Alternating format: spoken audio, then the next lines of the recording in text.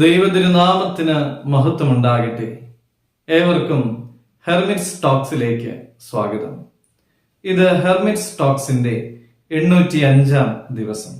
ഇന്നത്തെ പ്രഭാത ചിന്തയ്ക്കായി തിരഞ്ഞെടുത്തിരിക്കുന്ന വേദഭാഗം വിശുദ്ധ മത്തായി 6 അധ്യായം 5 തിരുവചനമാണ്. നിങ്ങൾ പ്രാർത്ഥിക്കുമ്പോൾ കപടഭക്തിക്കാരെ പോലെ ആകരുത്. പലതരത്തിലുള്ളതായ പ്രാർത്ഥനകൾ നമുക്കറിയാം. രഹസ്യമായി പ്രാർത്ഥിക്കുവാനും പരസ്യമായും കൂട്ടമായും പ്രാർത്ഥിക്കുവാനും ഒക്കെ നമുക്കറിയാം.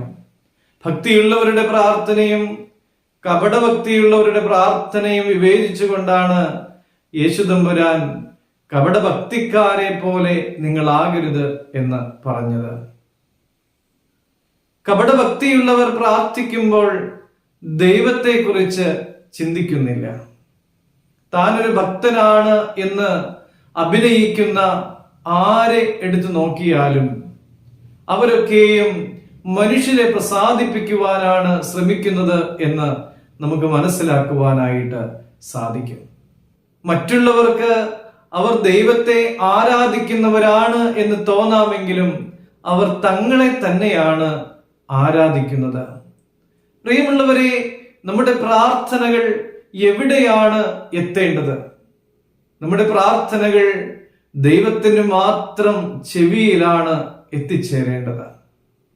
ദൈവം നമ്മുടെ പ്രാർത്ഥനകളെ കേൾക്കുന്നു എങ്കിൽ പ്രിയമുള്ളവരെ, അത് തന്നെ ധാരാളമാണ്. പ്രാർത്ഥിക്കുന്നയാൾ, ഭക്തനായ മനുഷ്യൻ ഇങ്ങനെയൊക്കെ അറിയപ്പെടുന്നതിൽ മതിമറന്ന് സന്തോഷിക്കുന്നവരാകാതെ ദൈവസന്നിധിയിൽ നമ്മുടെ പ്രാർത്ഥനകൾ സ്വീകൃതമാകുന്ന വിധത്തിൽ പ്രാർത്ഥിക്കുവാൻ സാധിക്കുന്നവരായി മാറുവാൻ നമുക്ക് സാധിക്കണം. നമുക്കിങ്ങനെ പ്രാർത്ഥിക്കാം.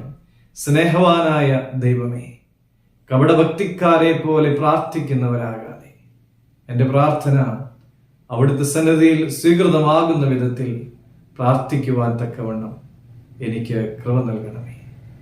ദൈവം എല്ലാവരെയും അനുഗ്രഹിക്കട്ടെ.